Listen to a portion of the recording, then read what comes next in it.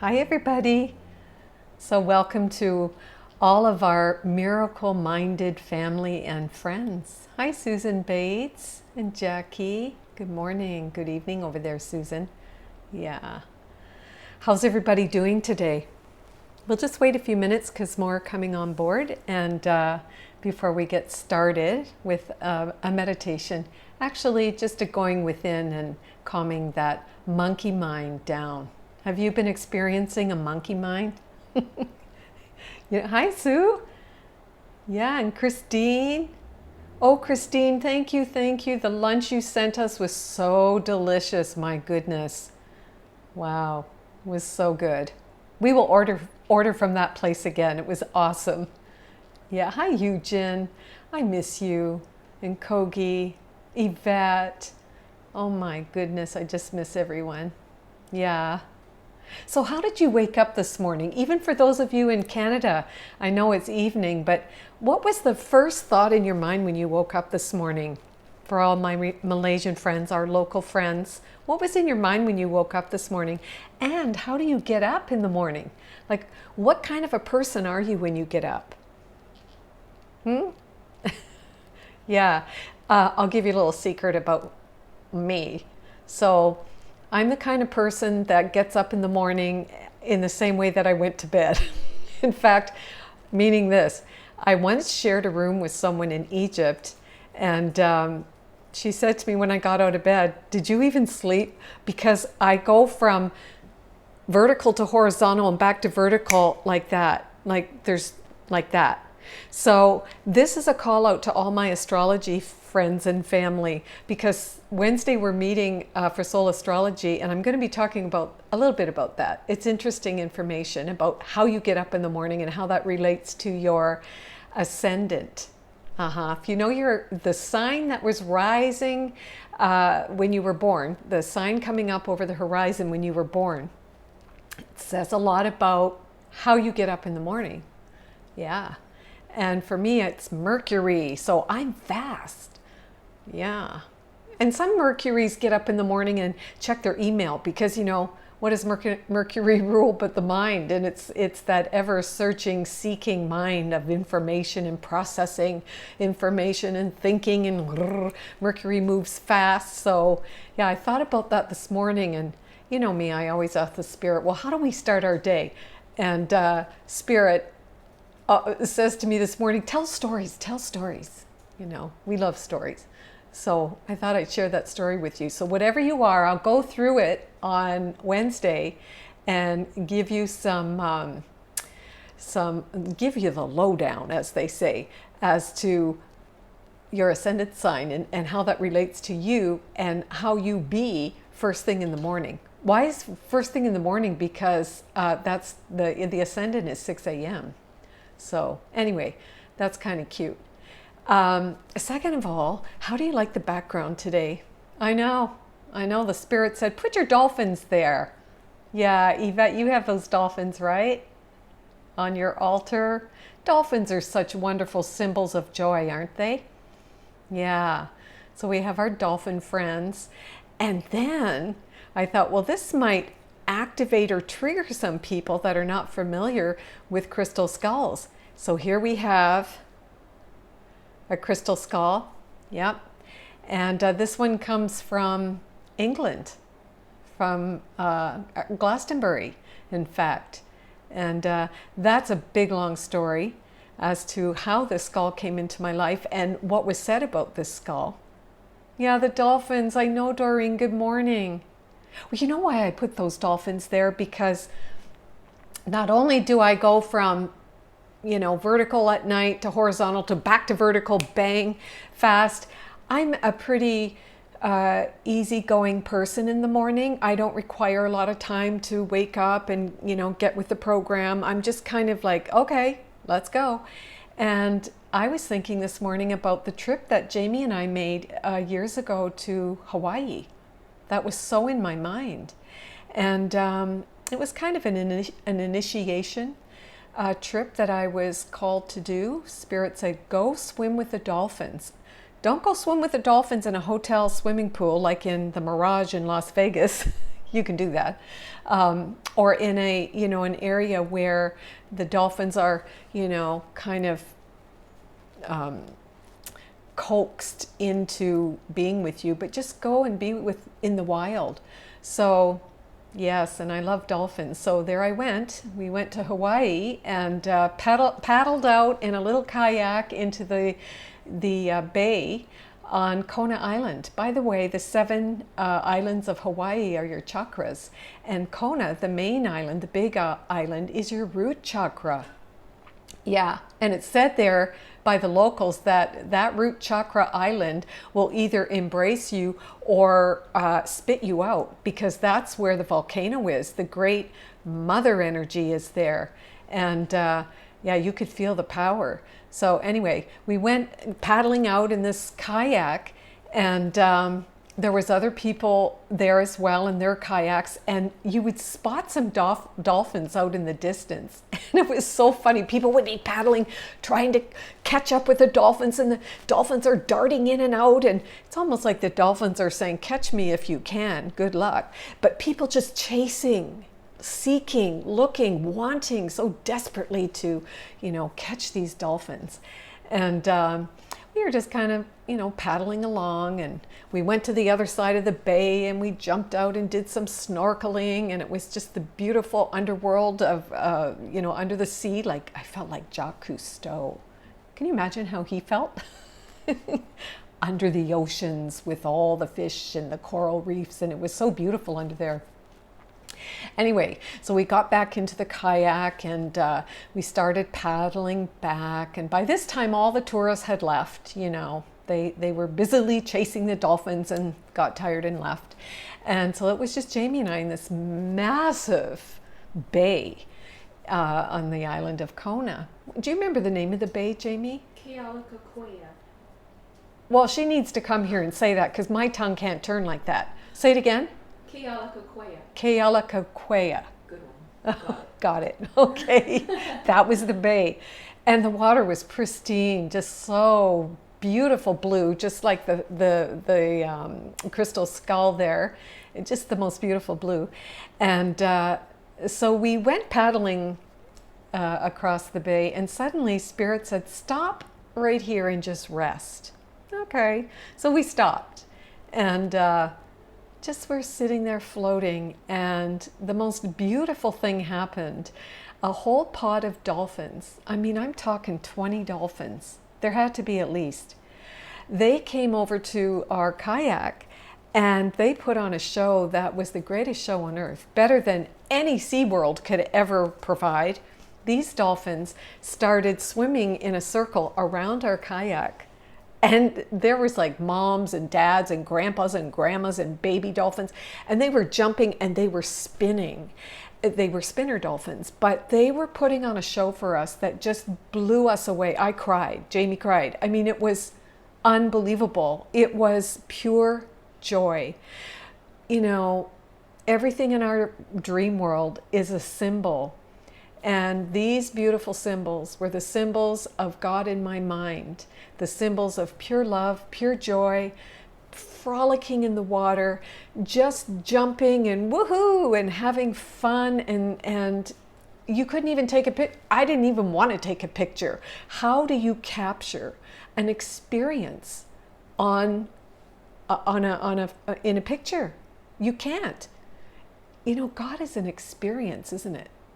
If joy is love and love is joy, and how can you put that into a photograph? How can you put it into words? Words are so limited. Even as I say this, I can't convey the experience, the feeling experience that I had watching these dolphins. It was unbelievable. And they went around our kayak at least 3 times. Yeah. And there we were, just in awe of this beautiful miracle. We didn't chase it.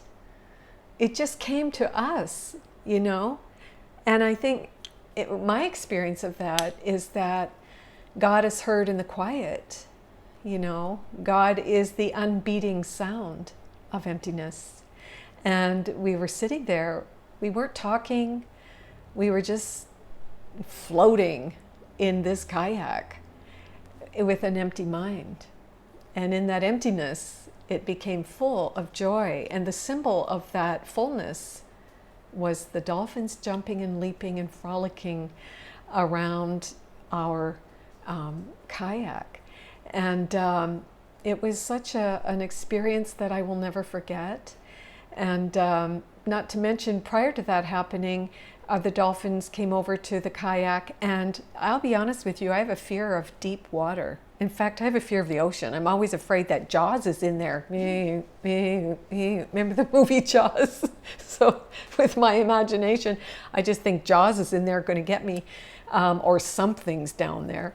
And but when these dolphins showed up beside the kayak, I had no fear, and I just jumped in the water, and there I was, doing my Jamie calls it crazy breaststroke.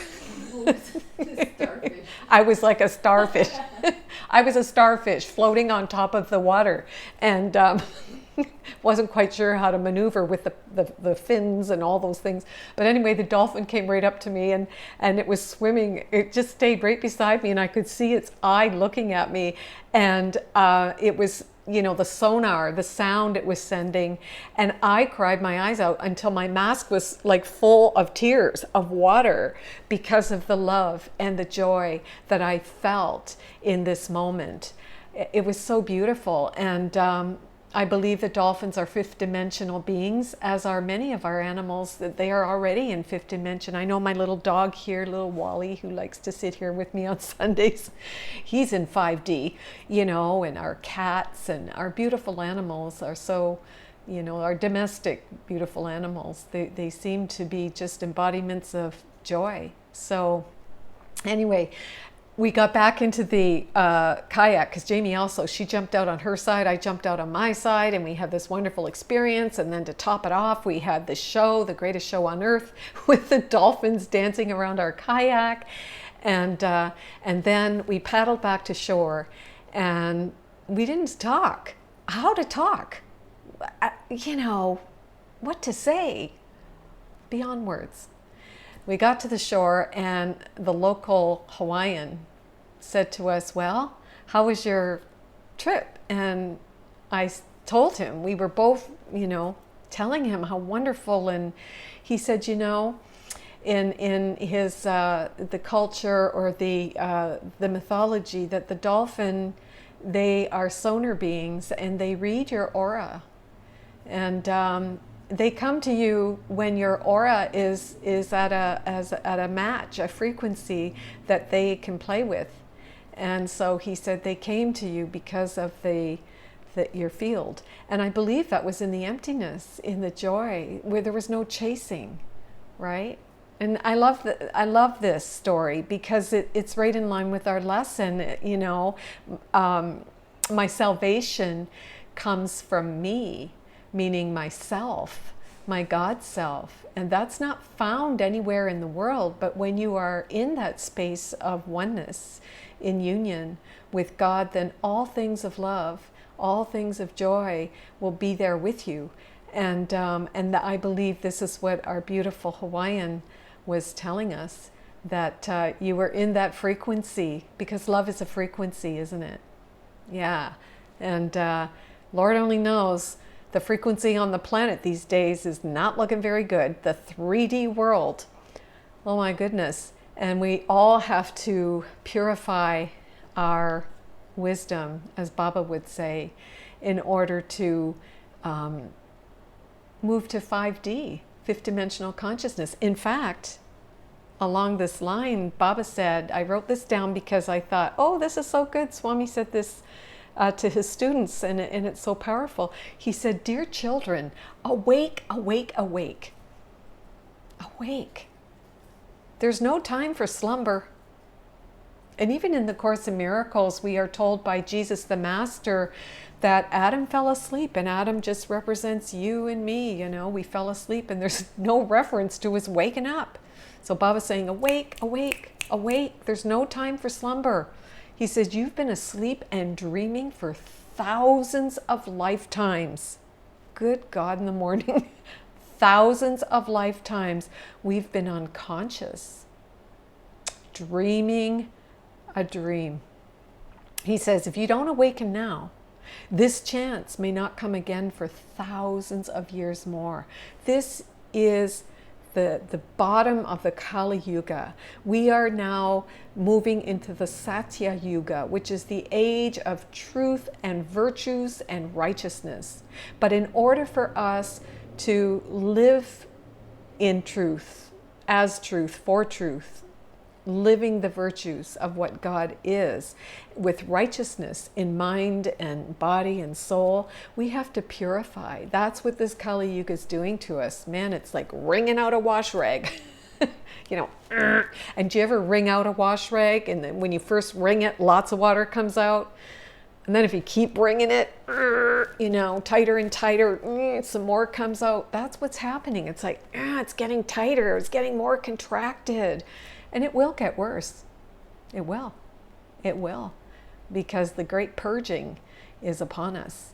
And he said, so, if we don't wake up now in this time, because we're in that band of light, and there are electromagnetic frequencies being pulsed from our great central sun. And this light that's coming to us is photon. It's genius. It's God light. And it is activating our DNA. It's like we fell from grace, if you will. I mean, in truth, we didn't do anything. But, we're dreaming the dream, and we fell from grace, and we went from 12 strands of DNA to 2. And it's almost like our DNA was hijacked by the dark force, which is the ego in the mind, the made-up self who wanted to usurp God. And at the same time, if we wouldn't have had the experience of darkness, then we wouldn't know the light, so it all serves, right? So Baba says, come with me. Separation is no longer the order of the day. He said, I like this. Think about this. I separated myself so I could love myself more. I separated myself from myself so I could love myself more. Ooh, so what about you? All the people that you see are the separations that you separated yourself from yourself so you could love all these selves more. But what do? We kind of don't like them, especially those family members and people that trigger us, right? But Baba's saying, I separated myself from myself so I could love myself more. He said, the experience is finished. And didn't Jesus say that? Jesus said, it is done. The resurrection, the ascension, the atonement, it's done. It's done. I want all of myself to merge into me, the only one. And of course, Baba represents the Christ, right? The Christ in you, the Christ in me. He was just the embodiment of love, acting it out, demonstrating for us what that looked like. And they say too, in every age, this is the Kali age, Kali Yuga, there are avatars born in every age. There are wonderful way showers. We had the Buddha, we have Krishna, we had Rama, we have Prophet Muhammad, we had Jesus the Christ, we have Lady Nada and all the ascended masters who had a body at one time, Babaji and all the ones, Shirdi Baba, many way showers that reincarnate time and time again in each age to help us to wake up. So Sai Baba is saying that, this experience of separation is finished. It's about oneness, and we just have to wake up and remember who we are. Last week's lesson was love, or my grievances hide the light of the world in me. Thanks, Jamie. My grievances hide the light of the world in me. And this week is thank you, Jamie. My salvation comes from me. So for us to be saved, we have to get our head out of the cloud of guilt. And we can't know that light until we go through the cloud of guilt. How about that? Like, you can't just, remember the meditation that Jesus gave us in the Course in Miracles? That cloud of guilt that's around your mind? He calls it a cloud because it's nothingness, but yet we believe it. And what we're being told by the great masters is you can't know the light unless you go through the clouds, the darkness. You have to go through it. You have to see the demons. You have to see the darkness. You have to see these reptiles. You have to look at the darkness and not dwell on it. But you can't just beam me up in 1 second without purifying the mind. So, and this is what Baba is saying, and of course all the great teachers are saying. So, and then Baba goes on to say, he said that man, and I love this, man is the divine poured into a human mold. Ooh, that's pretty awesome. My mind goes right to a kiln that has a bas, what is it called? The bas? No. Yeah. The mold. The mold, there's a name for it. Before you fire it up. I bet you Susan Bates knows. Or Yvette. Hi, Jennifer Lee. Yeah. Bisque. The bisque. The bisque. So I think of like man is the mold, right? It's like the bisque before it's fired, but the divine is in you. So God is, man is the divine poured into a mold. So this is just our overcoat, but really who I am is this divine, enlightened, beautiful being in truth that has amnesia. So Baba's calling us to awaken, to wake up. He says, we're coming through the transition of the Kali Yuga into the Satya Yuga, and this is really dark. These times are very, very dark. A lot of sickness, a lot of death, a lot of pain and suffering, He says you have to give up both pain and pleasure. Yeah, this is duality. And you have to let go of everything, absolutely everything, and surrender. And this is working the root chakra issues, like, oops, there. Yeah, the root chakra filled with stories, We have to let it all go and ascend. It's really about the ascension, isn't it? So it's a clarion call. It's a clarion call by the masters of light. Awake, awake, awake. Come on, wake up. Yep, time to... So that's why I thought, well, how do you wake up in the morning? How do you get up? What's the first thing in your mind? Yeah. Wouldn't it be nice if the first thing in your mind in the morning was love and oneness and appreciation? What if you woke up every morning and all you felt was gratitude? Wow. What if you woke up every morning and all you felt was, I love you, God. What about that? Could you imagine? Your day would be totally awesome. Yeah. So Baba says, when selfishness reigns, it can reach horrendous, terrifying proportions. And just look at the powers that be. Yeah, right. The only power is God. I think we have this, concept that there's more than one power. There's not. God is the only power. There's one power, not two, not five, not one. God's power is the only power. And so Baba says this is just going to reach horrendous and terrifying proportions because it's like the wringing out of that washcloth, right? But he says these people that are selfish and they just want money and they're very greedy and they want power. He said these people are not going to let go so easily because for lifetimes they've been sleeping, believing that happiness and peace comes from dominating others and having a lot of power and having lots of money to do with what, I don't know, to do what with. You don't need all that money. Jamie says, what do you need all that money for? Right? I mean, don't you find that life feels like you want life to be more simple now? And so many people are being called to do things that they never dreamt of before. This is the Spirit speaking to all of us. Remember, your life is highly individualized. Your plan, the curriculum for all of us is to wake up. But it's highly individualized.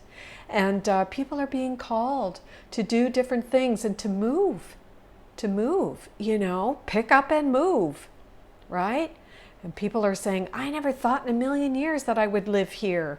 I never thought in a million years I would ever get the feeling to go there. And it's happening, right? We're all kind of being placed where we need to be placed. And this is soul time, as I've been saying. The ascension is about paying attention to your soul and letting go of things that don't work. I mean, come on, guys. How can you embody or receive the guidance of Spirit when you're trying to fix the person you're living with? Anybody got that going on? You're trying to convince the person you're living with that your way's the right way. How can you receive these messages from the divine? It's difficult. Yeah, so we even have to let go of that stuff. It's like, if I'm trying to carry you up a ladder, I'm going higher, and I'm trying to carry you, and you fighting and you don't want to go, well, guess what's going to happen? You're going to drop back down to that bottom rung because their weight is heavy. Their weight is heavy. So if you got any of those in your life, I think let go. Give them to God. Yeah, let go. So Baba says when this selfishness reigns, it can reach these horrendous, terrifying levels, and it can cause a lot of harm and a lot of fear to everybody. And I mean, okay, take a look around, right? He says, it is your deep duty to uphold Dharma. What is Dharma? Truth. What is truth?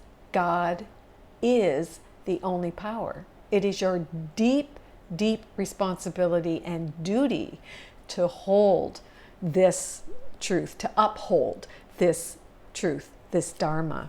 He says, don't be frightened. Don't be frightened. Don't be afraid of anything in this world. Don't be afraid of getting sick. Don't be afraid of losing money. Do not fear anything, because he said, he says, I am at your side, but I know not everyone out there is a Bobby devotee, and that's okay. It just represents Christ, the Christ consciousness, or your Buddha nature. This power is within you, and this power is beside you, both sides. It's everywhere with you. And it is the greatest love and power that there is. So Baba would always say, why fear when I am near? Yeah, it's beautiful. And then, before we have our little meditation here, I wanted to tell you about a little story I heard from the ashram, because it's so powerful. I was just thinking this morning about all the stories that I have. I know you have stories too. All our stories are great. I love hearing stories. I love telling stories. So let me tell you the story that I heard, and see what you think of it. Okay. So I think the story was told by, do you remember that book, for those of you who've been to the ashram, or perhaps you haven't been, but you've read some of the books from Sai Baba's ashram. And this story, I think, comes from this book. I know it comes from Dr. Samuel Weissman, or Weiss, not Wiseman, Yvette. I know, yeah. Anyway, I know his first name is Samuel. But anyway, here's the story. So he's a psychiatrist, and he wrote a book called The Psychiatrist Meets the Holy Man. Yeah. So he talks about a patient that he had, and she began to have these like very profound experiences with, going into other states of consciousness and altered states of consciousness and all kinds of things. And being a psychiatrist, I'm sure he could discern whether it was hallucination? I don't know. Or the real deal?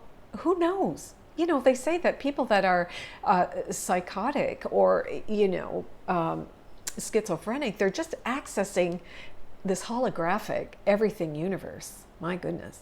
Anyway, the story goes that this woman was walking down the street and a black Mercedes pulled up and someone got out and attacked her. And she said that it was like a dark force, not even like a human. It was a dark force, and it tore her. She had a cross on, a little crucifix on a chain. It tore it off. And she was so frightened. It was like a deep terror came over her. And she told the doctor that it was a dark force in the form of a physical body that was called a left-hand teacher, or a teacher of the alternative path, that was creating a very fearful reality. And this doctor couldn't, he's like, how does she say these things? How does she know this? It was a profound message, he said. And he didn't really know what it all meant or any of it until years later. And he interviewed her again, and she told the same story. And then he came to know that this left-hand teacher in the physical body is called Sat. And that would be the left-hand teacher being the teacher you're listening to, that is the ego. Remember in the well of sorrow, down deep in the root chakra below, down into the watery realms where the reptiles live. There's demons down there. Can you imagine, like Baba said, you've been sleeping for thousands of years. What have we done? My goodness. In the dream, right? What have we done? We've done everything. So this is all being purged. It's all coming up. And that's why, guys, as we're in this band of light with so much light coming in, this electromagnetic pulsing field of everything, so much darkness is coming up, right? That's what we're seeing. It's the light and the dark, but the light's going to win because only truth prevails, right? So anyway, his teacher told him that this is a left-hand teacher. It's coming from the ego. And this physical body of dark force was called Sat. It's a non-truth Maha Maya. Maha Maya. And I think there's something in the sutras. Now, for any Buddhists out there, you could probably tell me, in the sutras, there's a teaching about that, the Maha Maya. It's a very terrible dark force that is spreading a fearful reality, and you must counter it. Baba said, you have to all day long talk to God in your mind to counter these dark forces, because they're coming for your mind. These thoughts that are this unhealed stuff in your psyche. Okay, we're seeing a projection of it in the world.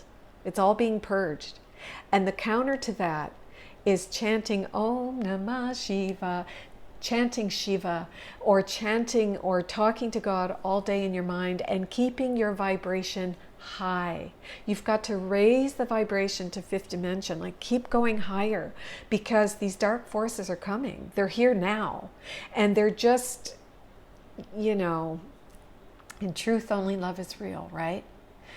But if you don't know that, and you are not serving the light, and you are not conscious, then you just think that, oh my God, something's taking over your mind. It's actually you doing it to you, but it can look like a dark shadow man or whatever, right? It can look like a dark force.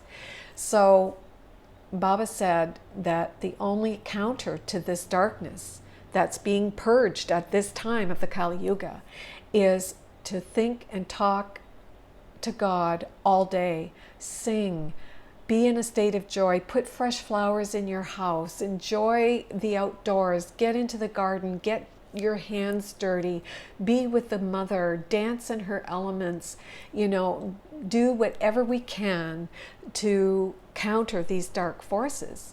And this woman had told the psychiatrist, she said it was the most terrifying thing that ever happened to her in her entire life. Anyway, the psychiatrist, he drove her back to the spot where this this attack took place, and they found her crucifix laying at the side of the road and whatnot. And but she said the whole experience was so dark that when she thought of it, it just terrified her.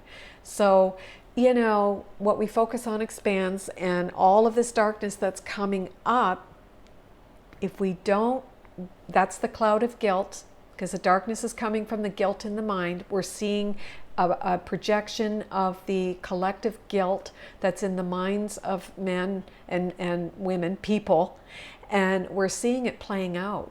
And of course, it has to take form, some kind of form in the dream, because that's what we relate to when we believe we're separate from God. So we see and smell and taste, our five senses then report back to us of demons and angels and all kinds of things, but it's all in the mind. So, oh, okay, we have something here.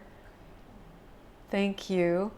I'm not sure who that is. Okay, I don't know about Mahamaya, but I do know Mara. Yes, Mara, right. The fascinating thing is that these beings are considered belonging to a heaven. Yes. As these beings of pleasure create pleasure endlessly, putting people into slumber of pleasure. Yes, thank you. Who wrote that?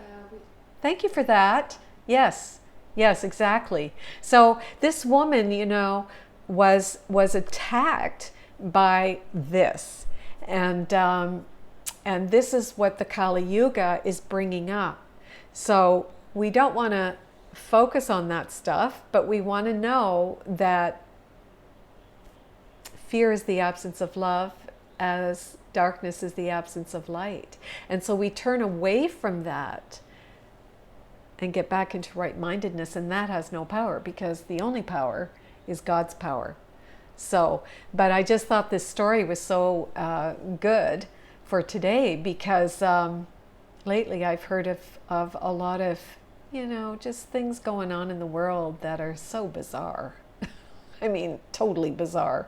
But this is the attack of Mara, the attack of the Maha, and it's all coming up. So we're climbing Jacob's ladder. We're moving from darkness to light, and you can't get to the light until you go through the darkness. And that's what Jesus was telling us last week in the Course in Miracles, that just go through the clouds. They're clouds. You can blow on them and they just part.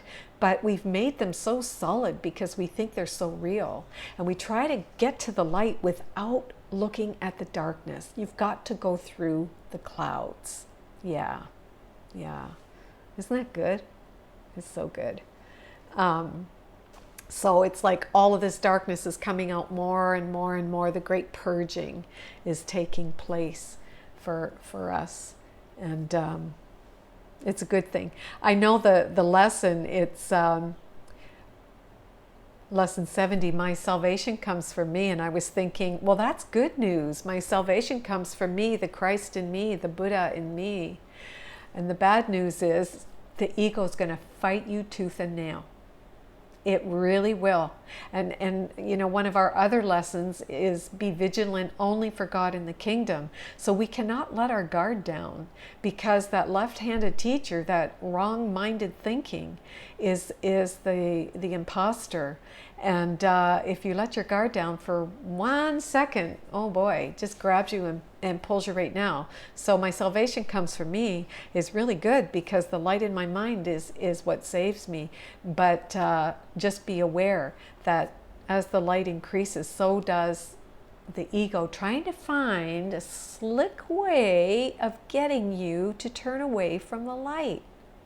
And every master will tell you, this is a relentless teacher, if you will. Yeah, it's relentless until your last breath. You cannot let your guard down. And so we're going to just chant God's name all day and think about the joy in our hearts and surround ourselves in the beautiful elements of love, earth, water, fire, air. Bring flowers in, as I said, light a candle, see the flame. Did you do the Jyoti meditation and just wash your aura with the flame and the beautiful glow of the flame? It's so wonderful. Yeah, but it does require commitment. Yeah. So anyway, before we get into the lesson, what's up? Anything up? Oh, no. Okay. Let's just take a few minutes and do an inward rest and relaxation, calming the mind, and I'll just speak to you, and let's see where my words take us. Okay? The words of spirit coming through me. All right. So if you want to just go ahead and close your eyes.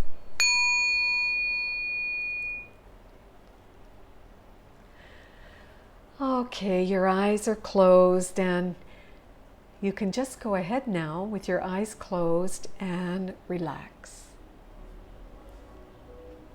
Just relax. We're giving up all thoughts in the mind by witnessing them. Just watch them go by like passing clouds. And focusing now on inhaling love, breathing in love, and breathing out fear, letting go. Allow yourself to drop down into the heart, breathing in and out through your heart.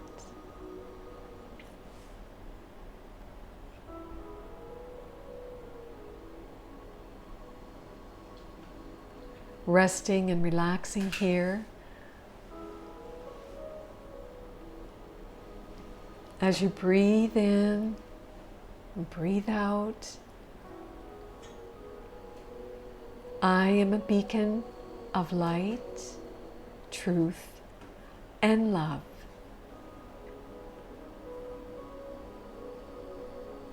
I am a beacon of light, truth, and love. Inhaling and exhaling.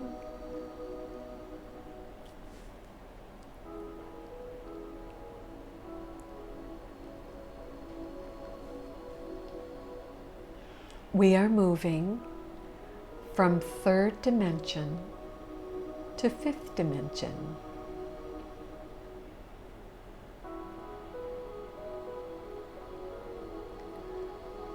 With an open heart, we allow our mind to be so open. Open-mindedness.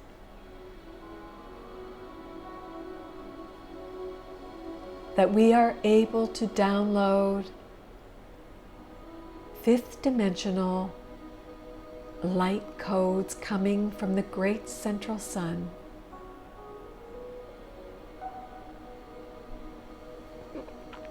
Inspiring you and awakening you, that you become a fine instrument for the divine.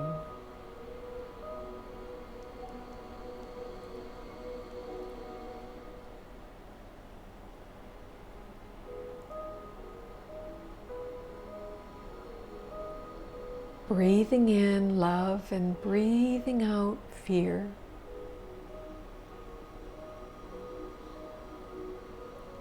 With an open heart and your mind so open. So open. Imagine, if you will, a great, great ball of light way, way up in the sky, way up. Huge ball of light. Rays of light coming from that ball of light. The rays are like raindrops pouring over you, pouring into your mind. And each of these raindrops of light are codes of healing. They contain codes of remembering past lives, future selves. These light codes, each holographic. You are everything. Everything.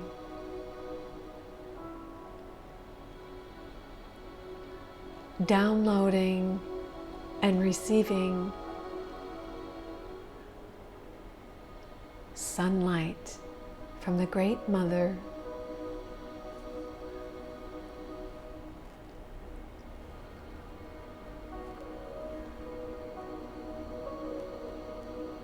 Heavenly Father, as I sit here in open-mindedness, I'm asking you to show me what I need to do to align my will to do your higher will. I am open to receive all of this light pouring out from the Great Mother, the great central sun. Show me what I must do to align my will to your will. Whisper to me, Father. Whisper to me. I am paying attention.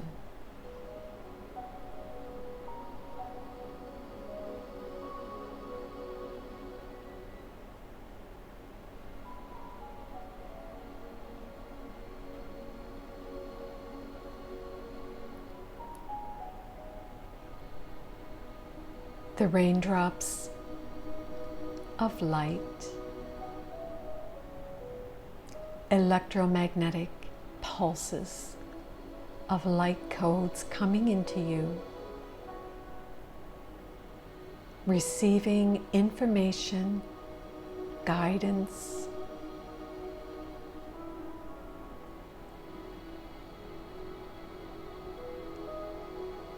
you are everything.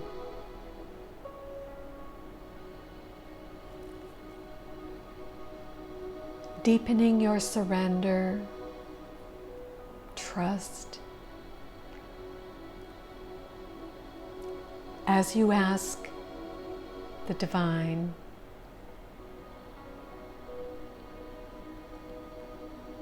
what would you have me do to align with the highest will? What is it, Father, Mother, that you would have me be or do? What actions must I take? Show me.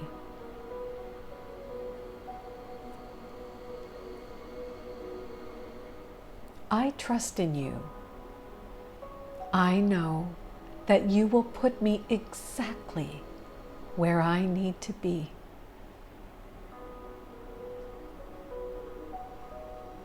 I trust you. I know that there is a grand plan for my life and for all of us.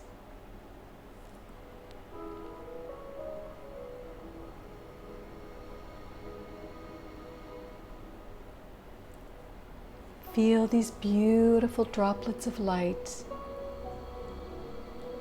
gently streaming over you, beginning at the crown chakra.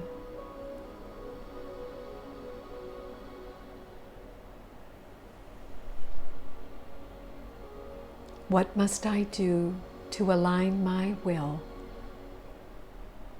with the highest will?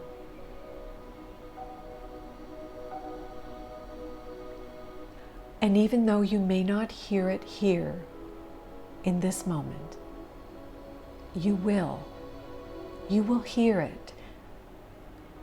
A whisper, a nudge, a symbol in the dream world that will wake you up.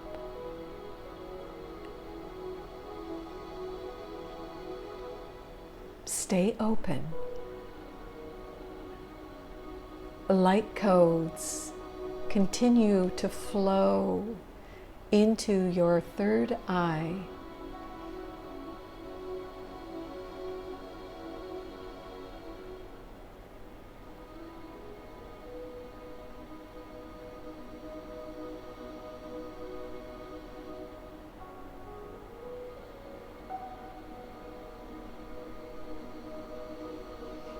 Activating your DNA.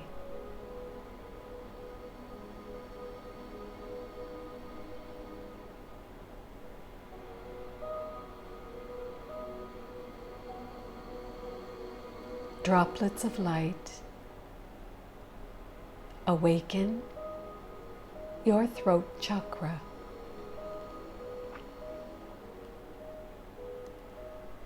You can only speak truth.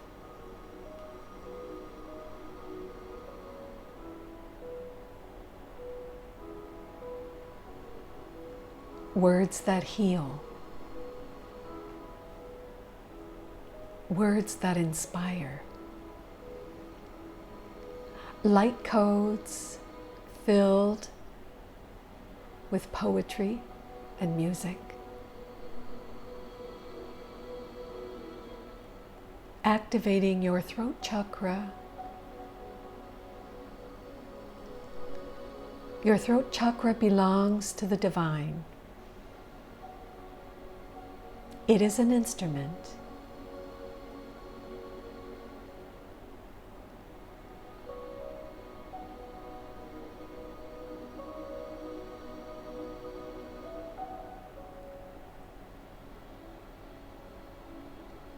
Droplets of light shower over your heart.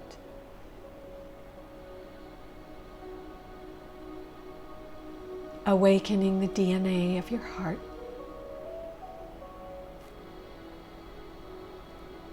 Activating such a deep love for all people and all things. A deep respect and appreciation. An honoring of humanity, animals, nature. Light codes of love, acceptance, tolerance and forbearance. Light codes.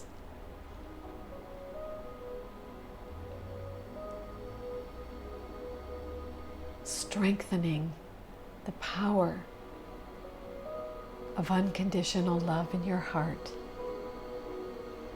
Breathe it in. Want more love. God. Light codes of desire for God.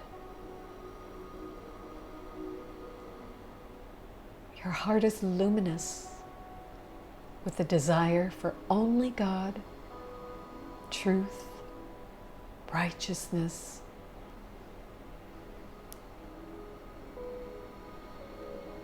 The droplets of light fill your solar plexus. My will and God's will are one. All power is of God.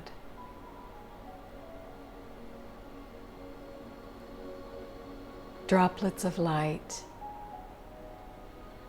shining away the darkness of the dark teacher, the ego.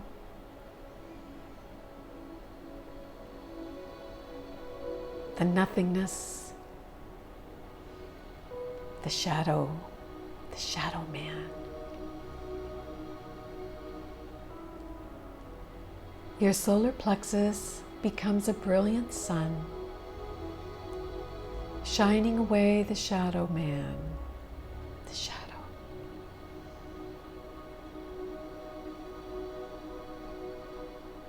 You are done with darkness.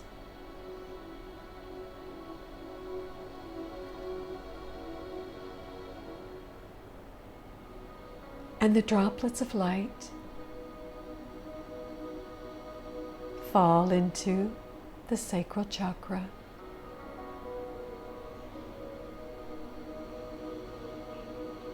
Shining away subconscious beliefs that have kept you bound. Dense thoughts. They're not creative.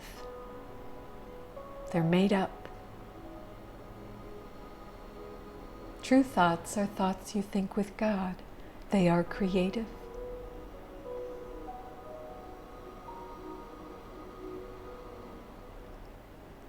This chakra becomes a creative force field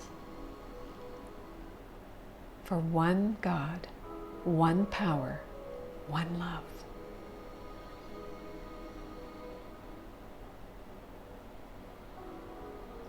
And the droplets of light sprinkle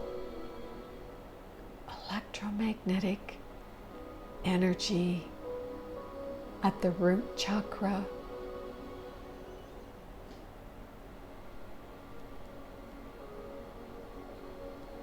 where you feel so anchored in truth.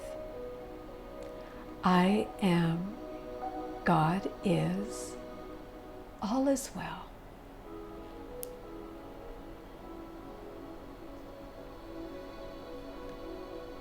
And with your body so filled with light, you are very strong.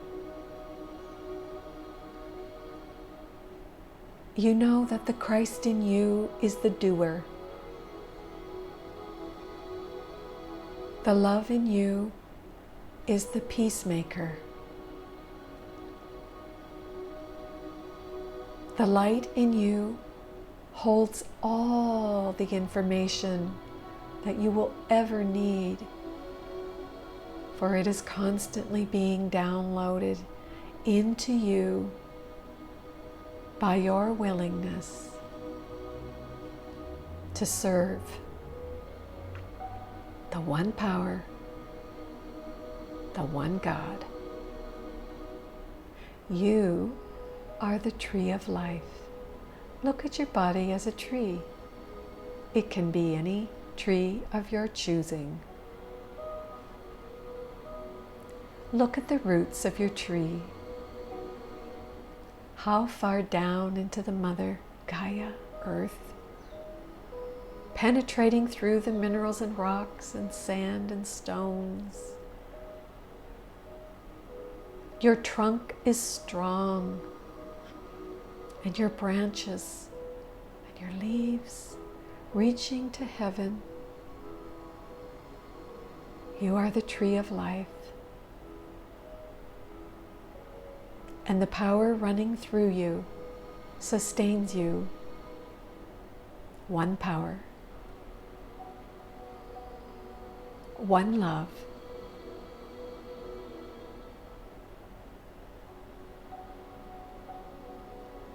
Feel the grace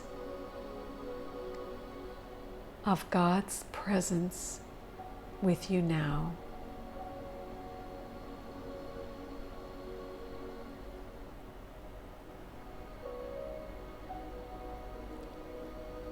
God is grace.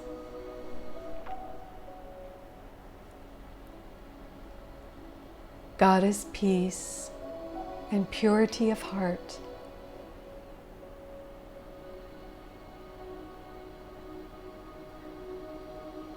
God is self-confidence. You are a living tree of life, sustained by the One.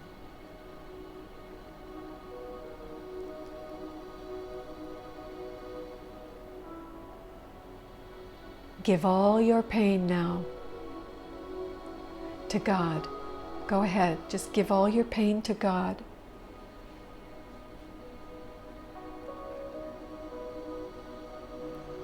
All your sufferings, give to God.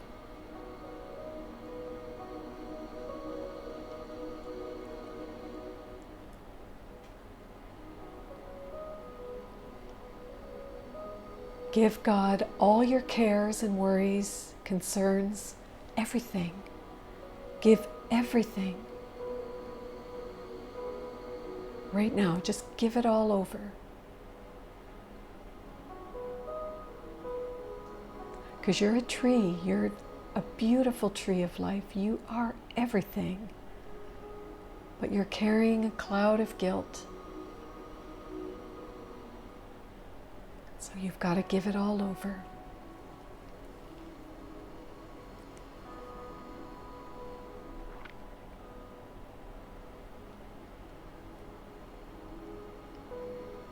And as you give every last remnant of your pain and suffering and concerns, questions, whatever, as you give it over, God gives you bliss, pure bliss. There's nothing else.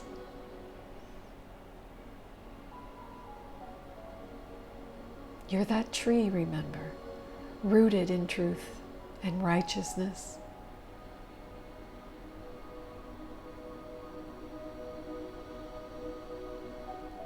You're everything that God is.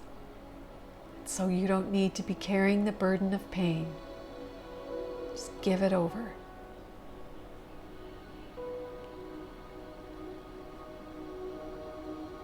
And feel bliss now. Just feel without pain, without worry, without concern or sadness, without any of these things. You're just bliss. And that's God.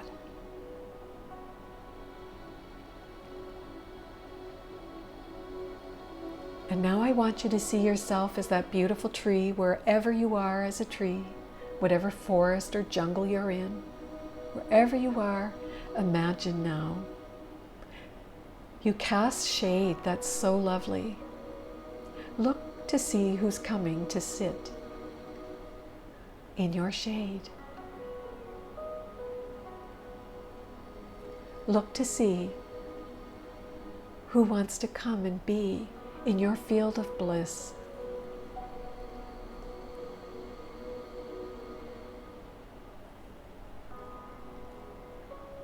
And look at the birds. They want to come and sit on your branches. Can you see them?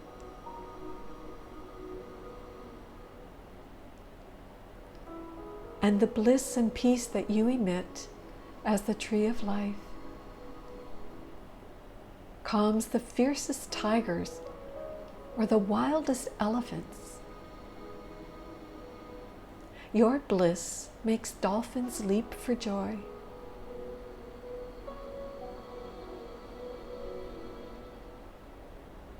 You are safe,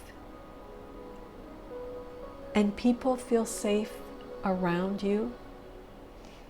Animals come to you. They lay under your branches, taking refuge in your shade.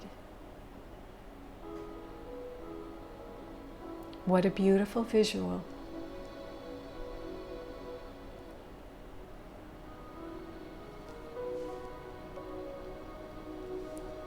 You are a beacon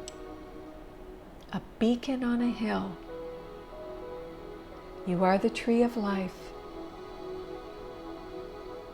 the embodiment of light and truth and love. We love you, God. We love you, we love you, we love you. Our hearts are filled with so much gratitude for all the blessings that you have bestowed upon me, upon my life. You have given me this body.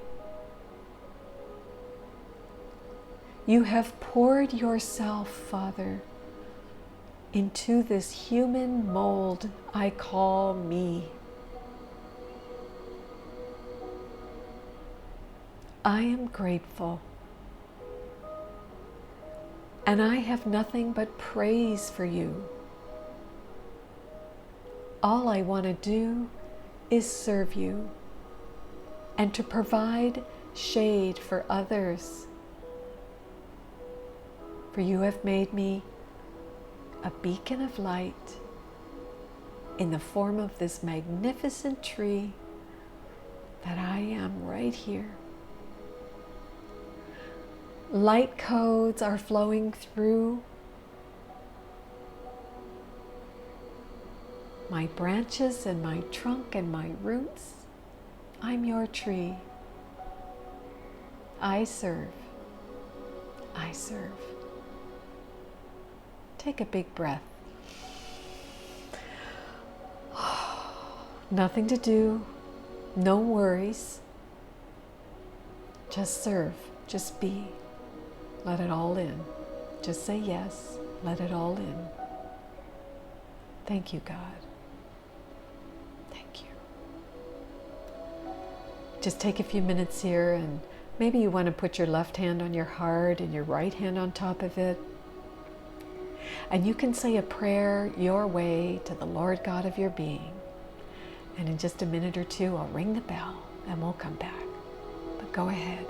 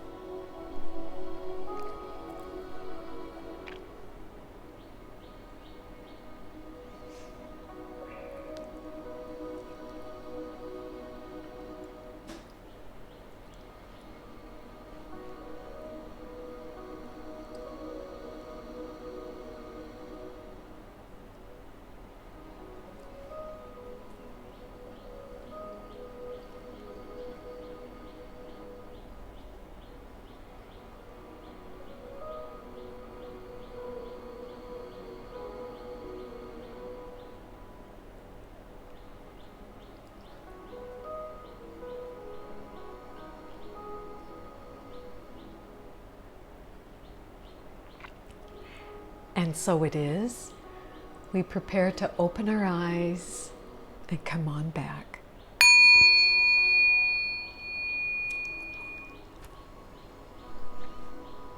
Hi, everybody. Welcome back. So what kind of tree were you? I always like to see an oak tree. Yeah. Or bamboo. Bamboo's nice because bamboo is so strong and yet it's so flexible, isn't it? Yeah. So you are the tree of life. How beautiful. And the light codes. Yes, this light coming from the great central sun is so powerful. It is super powerful. It is just filled with, it's activating your DNA. Really. It really is. It's full of healing, just everything. And all we have to do is have open-mindedness. And boy, oh boy. You know, the other thing I did this morning, so you know, normally I like to work with cards. So we have our beautiful Metatron cards. Thank you to Susan. And this morning I thought, well, let's pull a card today because we haven't done that for a while. But then I heard the Spirit say, no, you pull the card. You do it now. Oh, all right. Let's try it this way. So this morning, just maybe 20 minutes before I came on, I shuffled up the cards and I said to beautiful Archangel Metatron, who is a powerful angel, I said, okay, what's the message for our group today? And I shuffled those cards and look at the message. This blew me away because Baba had just given the message about you are a beacon of light. And look at this. Can you see that? Oh, beacon, Shaman. Honest to God, I swear the universe is winking at us all day long. It's bringing messages and all kinds of things. We just need to pay attention. So I had just heard Baba say, you're a beacon of light, meaning all of us. We're a beacon of light, truth, and love. And I shuffle up Metatron's cards and I pull beacon, shine on. Now, isn't that just so cute? That's like a wink from the universe. My goodness. All right, let's hear what Metatron has to say about shine on, beacon. He says, first he says, Master number 44 energy is linked to the angels. Ooh, I like that. And to you as an earth angel too. We sure are earth angels. Yep. And then he says, hi, Yongter. Aw. So nice to see you. Yeah, I know. Wow, right? Okay, he says, you are reminded that you are a beacon of light to the world. A place of refuge for those in the dark. And a port of call in the storm. Well, listen, you're a light worker, right? When you say we're all light workers, we're all those that are serving the light to the best of our ability, purging our own cloud of guilt as we maintain the light and hold the light. This is third dimension. And as this insanity increases, those that are so in fear, that are clinging to the old rugged cross, they're clinging to third dimension. You and I, as light workers, are beacons, and we are here to demonstrate that only love is real. You know, it doesn't do us any good to preach. I mean, you know, those days are over. I think it's really about demonstrating that fear is the absence of love. By showing up as fearless, we become a source of strength for those that are still asleep in the dream world. And you could be the earth angel that wakes them up just by your presence. You know, and of course, if you're really listening to the guidance of spirit coming through, you'll be told what to say to them. You don't want to go into preaching mode, but you'll be told what to say, whatever, you know, whatever it is they need to hear, you will be told. And it doesn't have to be anything, you know, from the gospel. You know, it doesn't have to be anything like that. It could be just simple loving them or understanding them or appreciating them or asking them a question, whatever that opens them. Yeah. So you're going to find yourself being needed more and more and more as a light worker for those that are really full of fear in third dimension. Yeah. So he says, you're a place of refuge for those in the dark and a port of call in the storm. And we're in a storm right now. The world needs your light as never before. This is the Kali Yuga, the darkest time. And we're on the beginning of the ascension into Satya Yuga, but hey, it's like wringing out the last bit of water from that wash rag. Look at the raging sea of humanity struggling to free itself from thousands of years of pain. Thank you, Metatron. Isn't this like so in alignment with what Baba just said? Oh my goodness. Thousands of years of pain means thousands of years of slumber, sleeping, the sleeping mind. So many holding up their hands for help. So many drowning because they find no one signaling the way home. You can't teach love using fear. You have to be love to teach love. So they're just looking for someone to signal the way home, and that would be you and me, by holding up our own inner light, by being that beacon of truth. How are we to create mass awakening and change without people like you to help us, right? How are we going to do this? We need people awake. If you realize the power of your light, you would turn it up and not try to hide it. Woo! And the bottom line is, like, look at that woman in the story who was attacked by a shadow man, by dark forces. She had a cross on and she was, you know, spiritually connected, and she drew to her someone in the outside world, which is coming from the darkness deep in the mind, like a purging, right? And he tore her crucifix off and scared her to death. And that's what's going on. That's what's going. Just look at the spike in fear out there. You know what I'm saying? The spike in fear. Don't hide your light, because darkness will always try to attack light, but you have nothing to fear, because Christ, the Buddha, Jesus, whatever form you see as representing your higher self, is in you, around you, above you, below you. Have no fear. Cling to the feet of the divine.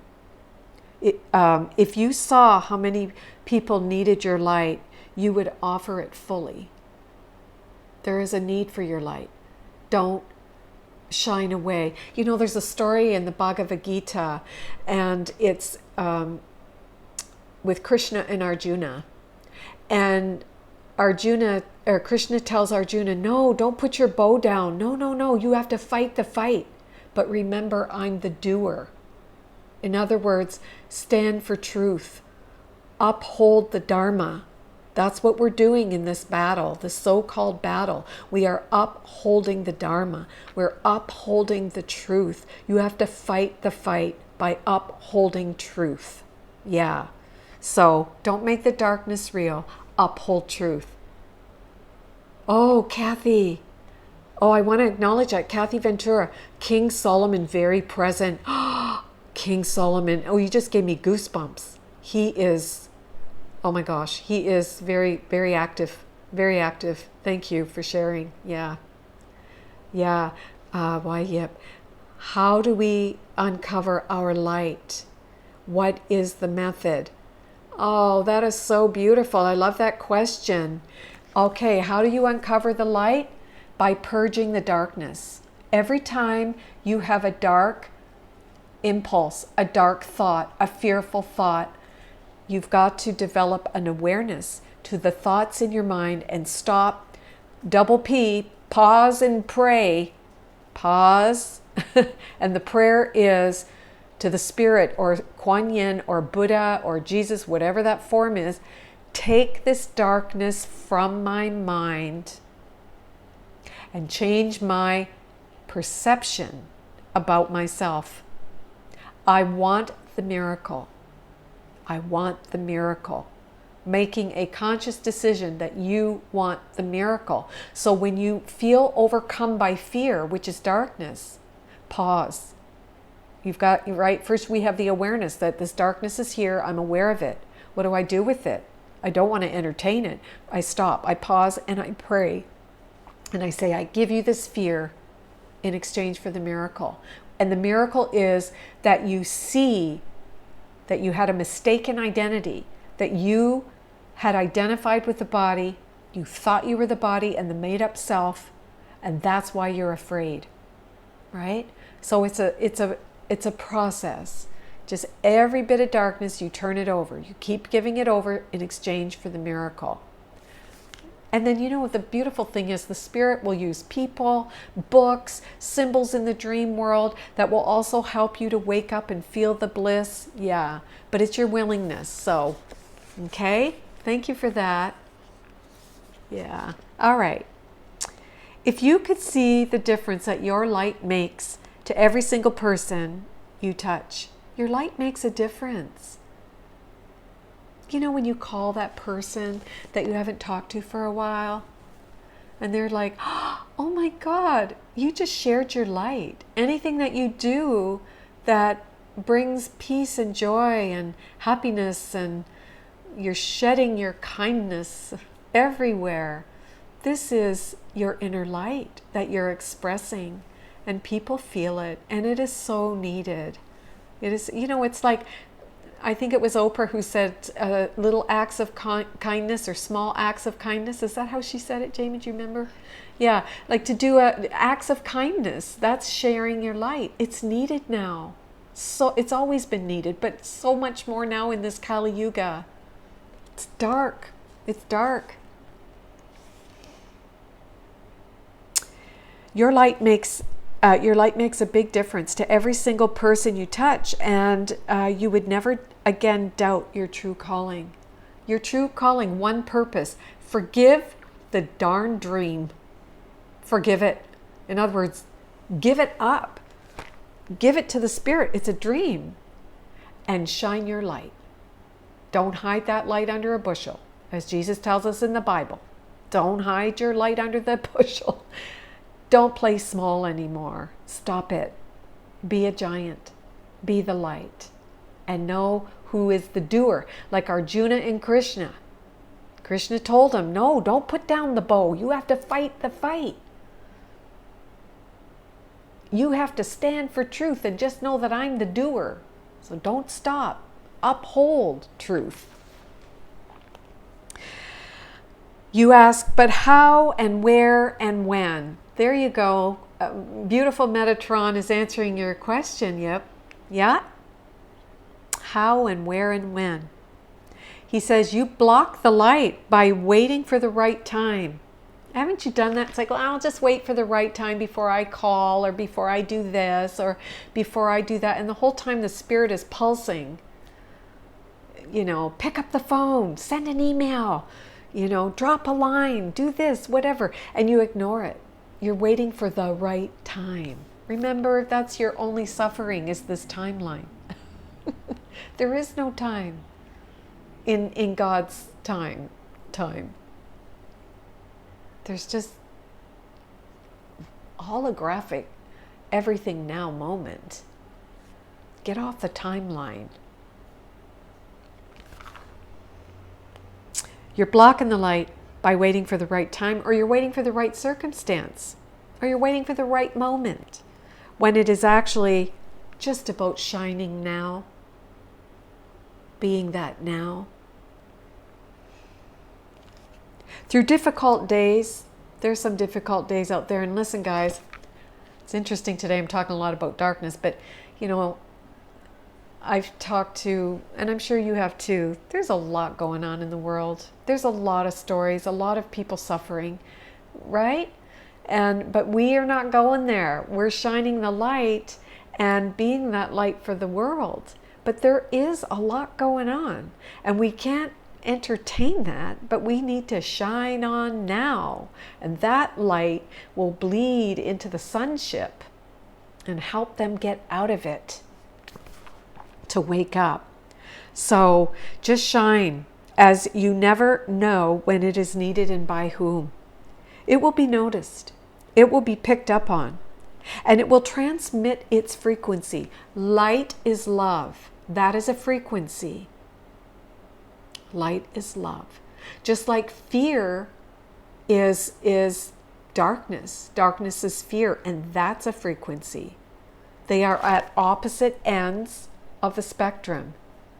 So we have to raise our frequency, raise the frequency, increase the vibration of love in us, right? And emit that into the sonship, for the sonship.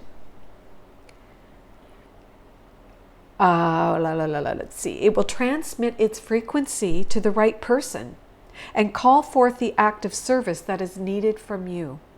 Love is light, light is love, love is truth, truth is wisdom, wisdom translates into service. That's why Baba said, love all, serve all. You're here to shine. That's service. Just shining your light is service. And you will be told what to do. You will take action. You will be told what to do. But the first step is the willingness to shine light. To be a beacon of light for others is to be noticed and to stand out. Don't be afraid. Don't be afraid. Pick up your bow, Arjuna, and remember who is the doer.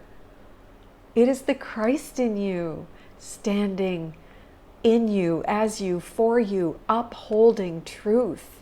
Pick up your bow and fight the good fight. Be the light and never forget who the doer is. You cannot shine slightly. You either shine or you don't. Why is that? Because you're either in light or you're nowhere. If you are not shining your light, you are nowhere. You can't shine a little bit. You are what God made. You are God's will in action. So you're either that or you're in the dream, dreaming a nightmare, right? And you do, and you will, and your light matters.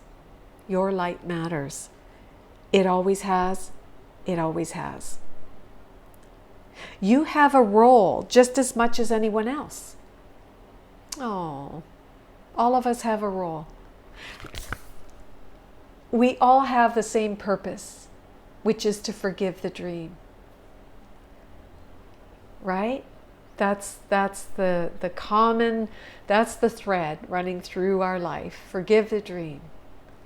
But we each have a wonderful roles to play and purposes that will fulfill the required purpose of forgiveness. Each of us. It's unique to you. How wonderful is that? So your role is needed just as much as anybody else. And you ask, but how can the world ever change? How can we change this Kali Yuga to the Satya Yuga? How? And beloved Metatron says, it is by each person shining so bright that eventually the darkness diminishes. It's like going into a dark room and turning the light on. Did you ever do that? You can't see what's in that room. It's so dark. You're like, oh my God, where'd I put this? Can't see. Turn the light on. Ta-da, there it is. No more darkness. Everything is seen in light. But the world needs many of you. No one can do it alone. Thank God we have each other. Remember, Yvette, we are each of us angels with only one wing, and we fly by embracing each other. How sweet is that? You are all reflections of each other, building a much bigger light than you can ever imagine. Beacons lit around the world, switched on, active, joining together, feeding each other. When one person's light gets low, it is recharged by the next light beside it. Right? You know, when we walk this path as light workers, we have our moments and maybe a day or two where you feel low. It's our humanness, it's the purging coming up. But we try our best not to feed the darkness, right? Sometimes we go completely unconscious. Have you ever done that? As a light worker, you're awake and then, oops, you fell back to sleep. Yeah, it happens. But if you're around like-minded people, they hold the light for you, right? Reminding you, not by preaching, but just by being who they are, the light that God is, and it helps you to come up too. So, yeah. And then you have to have discernment, guys, because listen, there are people that are wanting to be in third dimension. They love fear. They love darkness. They love being angry. They love being competitive and hurtful and deceitful. They love that. They are so asleep. And you like, you're tugging on them. Come with me. Stop.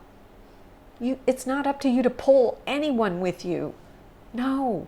Everyone is choosing for themselves. Everyone is on their own unique path home. It's maybe what they need to wake up, right? And we're trying to pull them with us. And that's where we can really practice detachment. This is a biggie. Detachment. You're not taking anything or anybody with you. No, it is a solo journey. Yeah, it really is. But when you're with like-minded people, you're in that light together. And if there's that low, okay, never mind, you come back up. But if you're trying to tug at someone and get them to change, don't. Those days are over. They're really over. It's about your soul now, guys. It is really about your soul. Okay. All right, just keep passing the light and being the light. Okay, that sounds easy. That is your role and your mission. I like that mission. It doesn't sound like it. You have to go to school for that. No PhD in that. It's just that's what you are. How wonderful. Effortless. And the angels and Metatron thank you for it. Without light workers on the ground, nothing is possible. But with each of you in place, everything is possible. And a new dawn can be born for the world and every living being within it. So shine your light. Thank you, Metatron. That was a beautiful message, wasn't it? That was awesome. Okay. All right. Does anybody have anything? Dream, dream, go away. That's good. Dream, dream, go away. Come again another day. Okay, that's awesome. Okay, well, shall we get to the lesson? Does anybody have anything?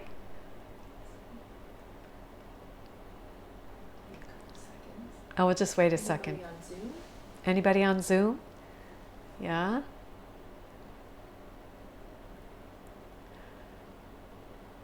There was something else I wanted to tell you today. Oh, and I forgot. Is it Oh, yeah, James, thanks. Okay, so this is another good story. So I read this book, and this was years ago. I forget who the author was, but I remembered the story. And it's about a man who was in Ecuador, and he was in the jungles. This man was a healer. He was, using herbs, the local herbs from the jungle to do healing and whatnot. And he went into the jungle, and he met there a woman who was a shaman. And she was sitting on the ground in the jungle, and she was making the most ugliest, in his words, ugly statues, like little images. And he said they were grotesque. They had, big eyes and their tongues out, and they were just really gross, grotesque little figurines. And he thought, this woman is a shaman. Why on earth? What is she doing? What is she doing? Why is she making these grotesque looking, like demonic type of images? And so he asked her, what are you doing? Why are you making these grotesque little images? So she looked up at him, and she looked right into his eyes, and she said, you need to listen to me. Ooh. She said, there is darkness coming out of everywhere. It's coming out of the forest, and it's in the streets, and it's coming out of homes. It's coming out of everywhere. It is demonic, dark energy at this time, and you need to be aware of it and to counter it. The same message that was given with this woman who had the experience with Dr. Samuel in India with Sai Baba, exact same. And so again, it's about, we're being told that there is so much, there's a lot of purging, a lot of darkness out there from people that want to hold on in third dimension. They want to hold on to fear. They want to hold on to their money. They want to hold on to their power. They want to dominate. This has been going on for thousands of years. They're asleep, but you're awake. So she was reminding him that evil lurks. Evil lurks. Yeah, it's out there. But you have to counter it by, picking up the bow, like Arjuna and Krishna. Pick up the bow and fight the good fight. Uphold truth. Uphold the Dharma. Uphold love. And never forget the doer, which is the Christ in you, that will fight, that will stand with you as you go through the battle, as you go through the darkness into light, as you go through the clouds of guilt into the light. Wow. I remember reading that and thinking, ooh, that's pretty powerful. And when we go to Peru and we go up to Jamie and I went up to the North Coast. I haven't brought a group up there yet, but we went up the North Coast. Very few people go there, in fact. And the pyramids up there and the Moshi people and all the, it is so, it's like Egypt. It's so profound. It's ancient.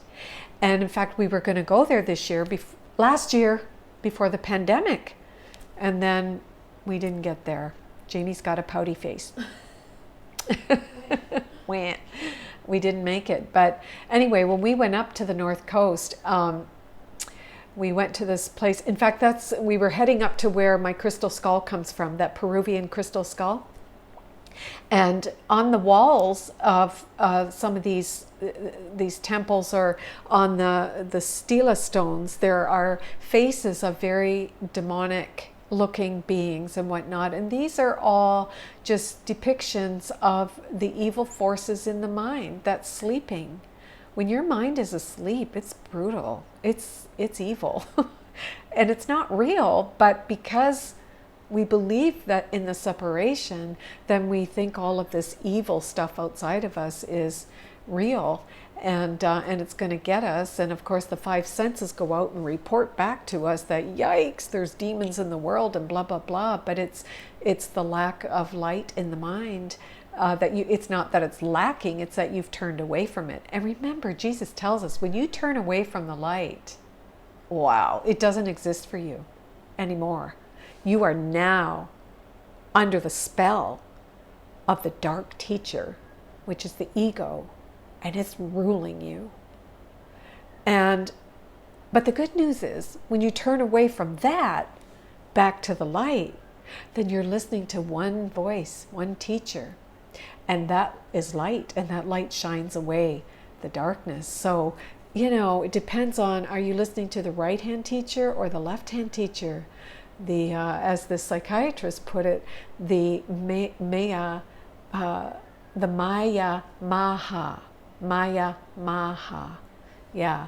So, yeah, I just think it's interesting that was the message that I had for you all today about darkness. I guess we just need to pay attention that there are dark forces out there, and don't kid yourself, and it's all rainbows and butterflies, and this is the massive collective purging of thousands of years of sleeping, and what we've done. And it's I guess it would be the karma, in a sense. And of course, Jesus tells us karma in and of itself doesn't exist.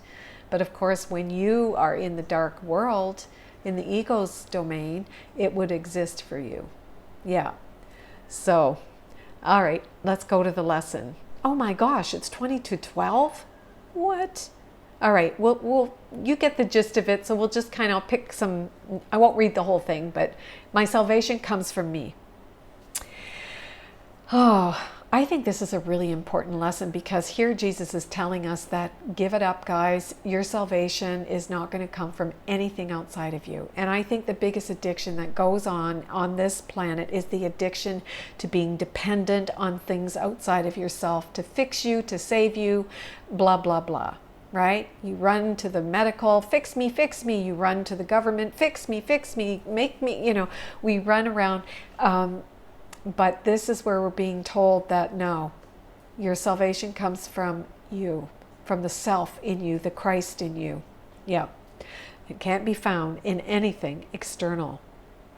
So all temptation is nothing more than some form of basic temptation not to believe the idea for today. So we're always being tempted to believe that you're going to be saved by a priest.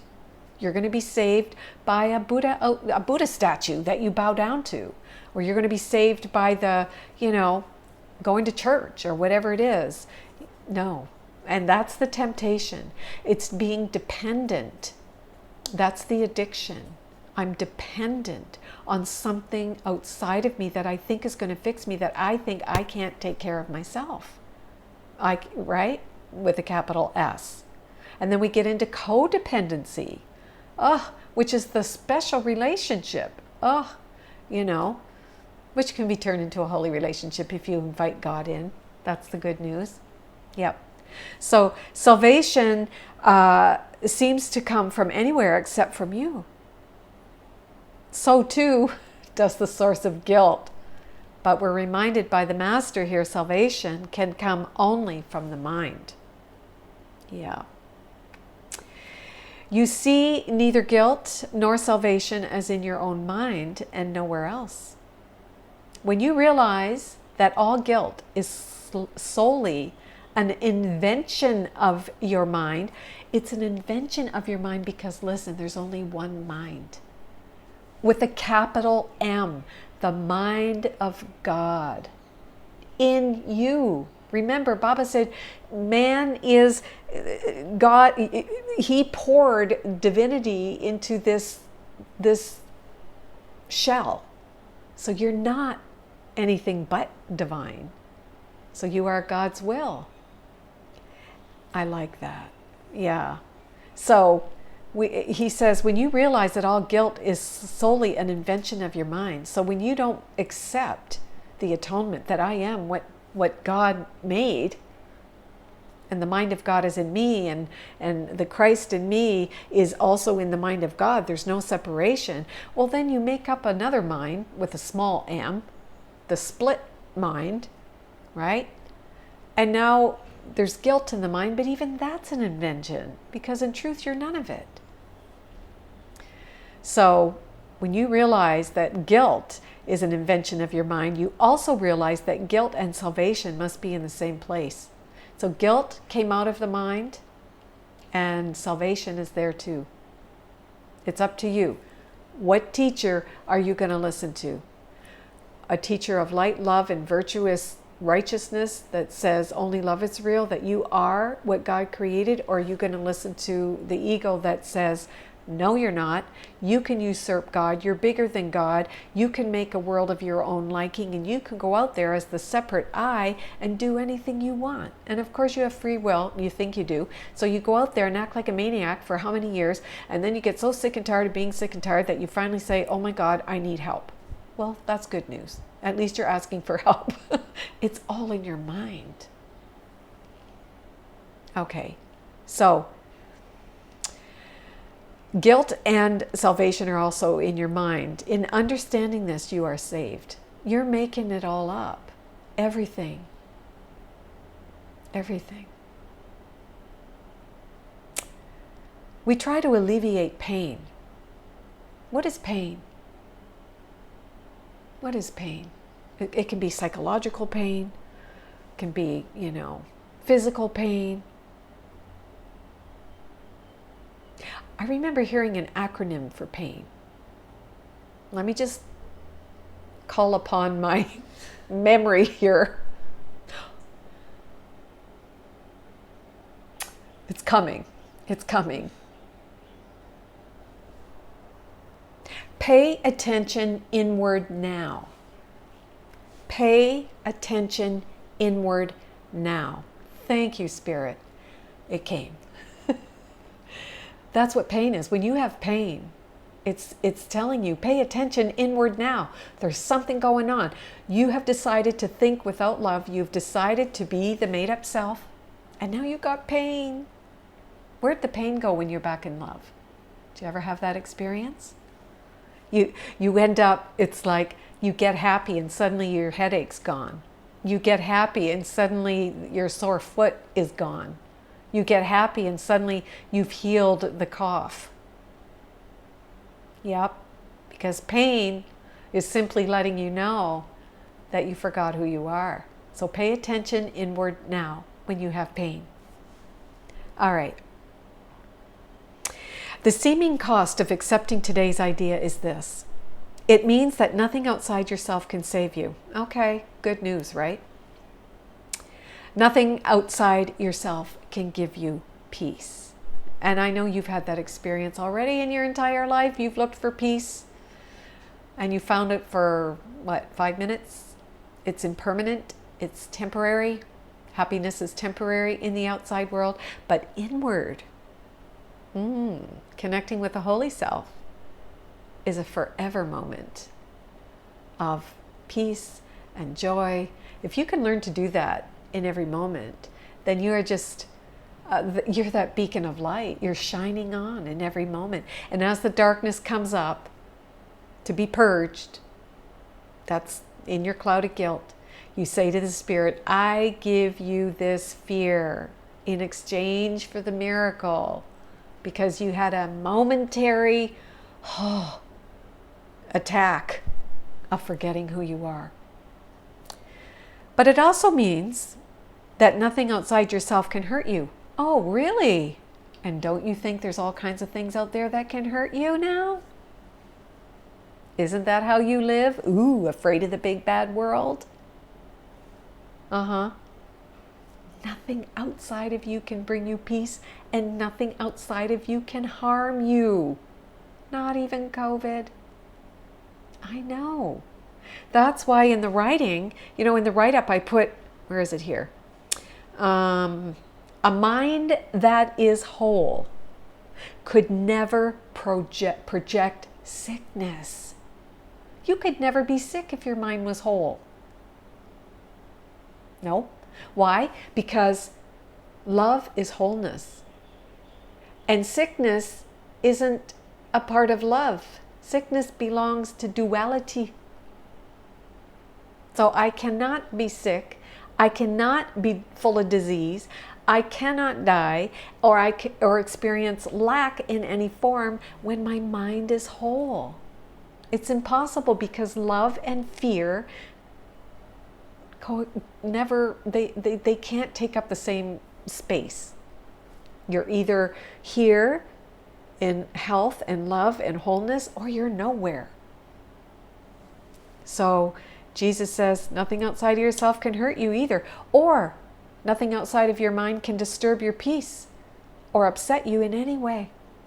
So if you're disturbed, triggered, activated, whatever, you have bought into the dream world. You are now living in, the ego is your teacher. You are in the body. You identified as the body.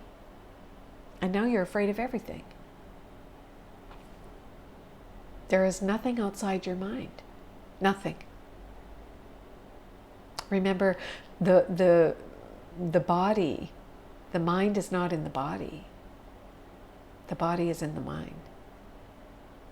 Today's idea places you in charge of the universe. Ooh, okay, you're in charge of the universe, where you belong because of what you are. You are what God created. So you are in charge of the universe. Baba said, when I leave this place, he said, not even when he's even in the body, he can create universes upon universes upon universes because of who he knows he is. This is not a role that can be partially accepted. You can't be partially love and partially fear. You're either this or you're nothing. And you must surely begin to see that accepting this is salvation. I accept that I am what God made in his own image and likeness. And the whole universe is the universe of your mind, not the world. In that sense, because there is no world. You make it all up in your mind. Ooh. It may not, however, be clear to you why the recognition that guilt is in your own mind entails the realization that salvation is there as well. They're both there. You're the decision maker, right? You're choosing between salvation or damnation. You're choosing. God would not have put the remedy for the sickness where it cannot help. Some people say, well, if this Course in Miracles is all about oneness, why does it sound like it's about duality, like God is a dual God? This is kind of a metaphor. It helps us to understand because we're on the timeline in duality. So when it says that God would not have put the remedy, God doesn't do anything. That's where people get tripped up. God doesn't do anything. God is. But for the sake of our understanding, it's worded that way, right? Would he have put the remedy for the sickness where it cannot help? God would not have put the remedy for the sickness where it cannot help. This is the way your mind has worked, but hardly his. See, he's again talking about duality. God wants you to be healed. Again, God doesn't want anything. God doesn't know anything. But for the sake of our understanding, okay, He wants you to be healed. He has kept the source of healing where the need for healing lies. Wow. You have tried to do just the opposite, making every attempt, however distorted and fantastic it might be, to separate healing from the sickness for which it was intended, and thus keep the sickness. You think sickness is something that happens to the body. Ooh, I got sick because of the virus. No, you got sick because of your mind. And that's hard to get. We're trying to keep them apart. It's like, I am one with God. And sickness is something that just happens. That's what happens in this world, right? It happens because the mind left God and was entertaining fear and darkness, and the guilt in the mind attracted everything that belongs to the ego's thought system, which is sickness. Sickness does not exist in all-inclusive love. All-inclusive love is health. Yeah. Don't feel guilty if you're sick, okay? Because that's what the ego make you do. It'll make you feel, oh, well, I'm not so spiritual. Look at me. I got this wrong, that wrong. I'm not so spiritual. No. The ego, remember, it's a slippery slope. It's going to use everything it can to get you to think you're a no good loser and keep you there. It's doing everything it can to keep you from turning toward the light. Okay? So, your purpose was to ensure that healing did not occur. God's purpose was to ensure that it did. So when you are entertaining the ego, it's like you're afraid of healing. That's why, sometimes people have a spontaneous healing and sometimes they don't. And at the deeper level, Baba used to say it's because it will take time, because your mind isn't ready to receive a quantum healing. You couldn't receive it. You couldn't get it. That's why some people don't heal. And some people, bam, they do. Really, we don't know what anything's for. The I know mind thinks it knows everything, but no. You don't know why people heal, why people don't heal. But Baba has said it's because people can't accept it. Not everyone can accept a healing, spontaneous. Today we practice realizing that God's will and ours are really the same. Why? Because you are what God created. So you are the Christ. The body is simply the overcoat. The body is simply the moving vehicle for the Christ light within. Remember, this is the bisque. This is the mold that the divinity was poured into. When you identify with the mold, you got a problem. If you identify with the divine within, well, you're just using this mold, this vehicle, to cruise around. And then your five senses will report back to you beauty and health and wonderment and joy and peace and light. Okay? So we practice realizing that God's will and my will, our will, is one. God wants you to be healed. And we do not really want to be sick because it makes us unhappy. Therefore, in accepting the idea for today, we are really in agreement with God. Salvation is in my mind. He doesn't want us to be sick. Neither do we. He wants us to be healed. So do we. We are ready for 2 longer practice periods today. We'll follow this practice for a number of lessons. So we're going to get the same kind of thing for the next few lessons. And we need it. To think we don't is arrogant. This book is an ascension manual. It helps us to rise up out of the Kali Yuga into the Satya Yuga of truth, righteousness, and love. So it would again be well to decide in advance when a good time to lay aside is for each of these lessons, and then adhering to your own decisions as closely as possible. I love the teacher here.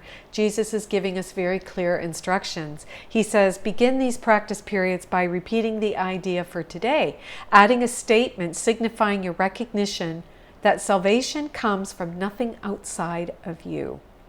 Start with that. That's being accountable for how you think, isn't it? You might put it this way. My salvation cannot come from any of these things outside of me. My salvation comes from me and only me. Then devote a few minutes with your eyes closed to reviewing some of the external places where you've looked for salvation in the past, in other people, in possessions, in various situations and events, and in self-concepts that you sought to make real. Recognize that it's not there, and then tell yourself again, my salvation can't come from any of these things. My salvation comes from me and only from me. Now we will try again to reach the light in you, because you're going through that cloud of guilt, right? Which is where your salvation is. It's in the light, over here in the light. You can't find it in the clouds that surrounded the light. So our head have been in the clouds, a cloud of guilt. And it's in the clouds that you've been looking for it. You've been looking for salvation in the darkness. You can't find salvation in darkness. Nothing outside of you in this world exists. There's not even a world outside your mind. How can you find salvation in something that doesn't exist? And yet you have to go through these clouds. It is past the clouds and in the light beyond. Remember that you'll have to go through the clouds before you can reach the light. Oh, Jesus is telling us this. You just don't get to the light by going, boom, light, please. You have to go through the darkness to the light. So don't let anybody tell you that you can have a spontaneous Kundalini awakening and be enlightened. Nope. And if they're charging you lots of money for it, run the other way. Because you've got to go through the clouds, through the darkness to reach the light. You got to purge it all up. But remember also that you've never found anything in the cloud patterns you imagined that endured or that you wanted. There's never been anything in the clouds that you've wanted. There's never been any, like at the end of the day, we just want love. We just want peace. You thought it was a new car, but you really wanted peace. Since all illusions of salvation have failed you, when you look at them all, they've all failed. Surely you don't want to remain in the clouds, looking vainly for idols there, when you could easily walk into the light of real salvation, because the clouds aren't solid. I see you there, but I deny your power over me. I see you there, and I deny your power over me, and walk through those clouds into the light. Try to pass the clouds by whatever means appeals to you. If it helps you, think of me holding your hand and leading you. That could be your form of God, Kuan Yin, Buddha, Jesus, Krishna, doesn't matter, Sai Baba. If that helps you, go ahead and hold the hand of your angel and walk through this cloud. And I assure you, this will be, he says, I will be there. I will take your hand. And I will lead you. And I assure you, this will be no idle fantasy. Ooh, so many stories, I'll share some with you, of the masters having experiences with beings of light from other dimensions, from other solar systems. Have you ever had an experience with a being from another solar system?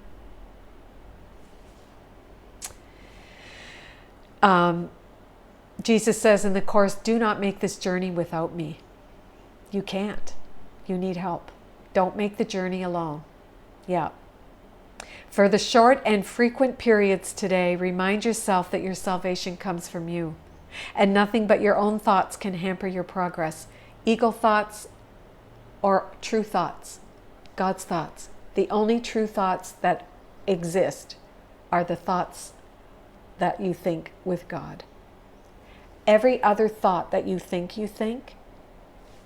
is not a real thought. It's not an anything, because it comes from a made-up mind, a made-up self, a made-up me that doesn't exist. Only the thoughts you think with love are real thoughts. You are free from all external interference. You are in charge of your salvation. Lifetimes of sleeping. Don't wait. The clarion call is gone out. Awake, awake, awake, Baba says. Thousands of years of slumber. Wake up. You're in charge of your salvation. You are in charge of the salvation of the world. Say then, my salvation comes from me. Nothing outside of me can hold me back. Within me is the world's salvation and my own. Thank you for that. Yeah, this is bad news to the ego because where will it be? And again, it will fight you to the end. But Baba says, face the devil, finish the game. That's powerful. Okay, well, that takes us to 12:01. Listen, I would like to thank all of you for tuning in. I'd love to thank all of you, Jamie and I both, for your donations, your contributions, sending lunch down, yeah. Oh, yeah. And also next week, our lesson is Only God's Plan for Salvation Will Work. And in alignment with that, I will be teaching you from Baba's teachings about the human values, which are so powerful. We'll also provide you with a PDF.